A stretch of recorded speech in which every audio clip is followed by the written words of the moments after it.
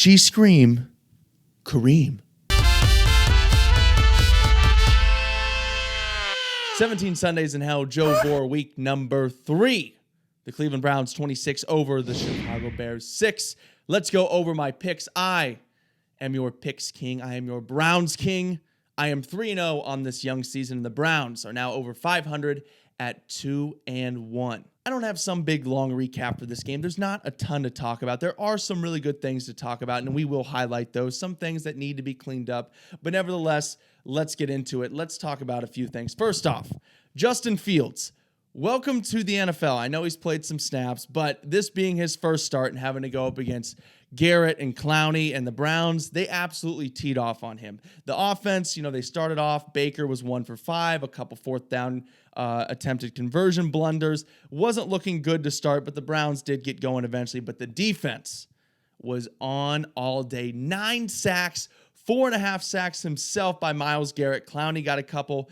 It was good to see the Browns defense finally flying around and be able to do something, and they haven't been really able to finish. They've been putting pressure on the quarterback, but haven't really been able to get to the quarterback and bring guys down. This week, way different. They've completely made up for the first 2 weeks of the season. 9 sacks today. Absolutely no chance for Justin Fields. Of course, I'm going to talk about Kareem Hunt, but I want to start with special teams. How about our kicker, Sarah McLachlan, or whatever his name is? He stopped doing those weird, sad dog commercials that are on at 2 in the morning.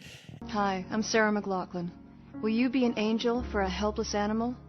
And the dude hits bombs. Was going from way downtown today with precision accuracy, a 57-yarder, 52-yarder, 41-yarder, and just to cap things off, a 28-yarder. Perfect on extra points, 4 for 4 on field goals. The guy, do the Browns have a kicker? I don't want to speak too early, but the Browns may have a kicker. And that fires me up, baby. That gets me going. Punters, kickers, we need the Scottish Hammer to kind of come around. He's still trying to recover from week 1. But the kicker, Sarah McLachlan, I'm going to learn his name if he keeps hitting kicks. Hi, I'm Sarah McLachlan.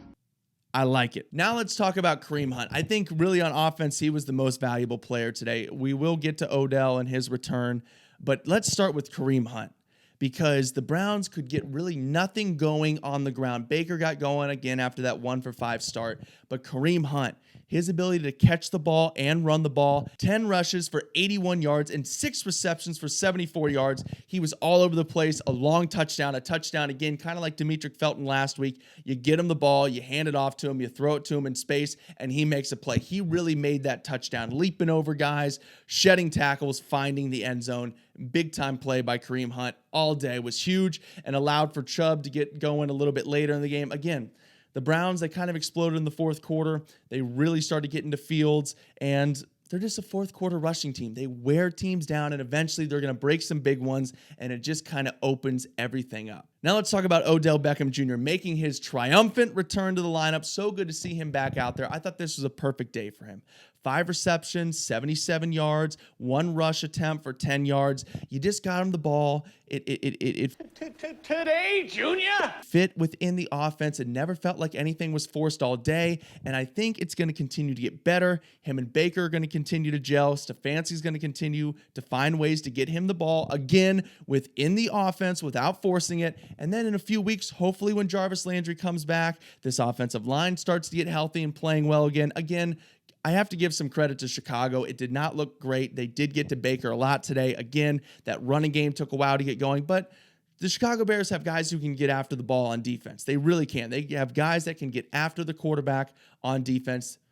They have a good defense. So, I mean, you got to give credit where credit is due, but I think OBJ is just going to continue to improve. He's going to continue to put up solid numbers, and he's obviously going to be an X factor and a guy who's going to make big-time plays throughout this season, especially when his buddy Jarvis Landry comes back. And that's really all I have to say about today's game. To the point, the Browns superior to the Chicago Bears. They did what they needed to do, 26-6, took care of the ball. I know they turned it over a couple times on 4th downs, but at least we weren't seeing interceptions and fumbles like we've seen the first couple of weeks. The defense was finally able to finish some plays, get after the quarterback, bring him down to the ground 9 times today. That's right, Ferris Bueller, 9 times. 9 times? 9 times. 9 times. 9 times. 9 times. Shout out Ed Rooney. I'm pretty sure he was a pervert, so disavow Edward Rooney. Great movie nonetheless. But the Browns took care of business today. So thank you so much for watching 17 Sundays in Hell. Joe Vore, and I will talk to you next week after a Browns win over Kirk Cousins, Joe Olstein, and the Minnesota Vikings.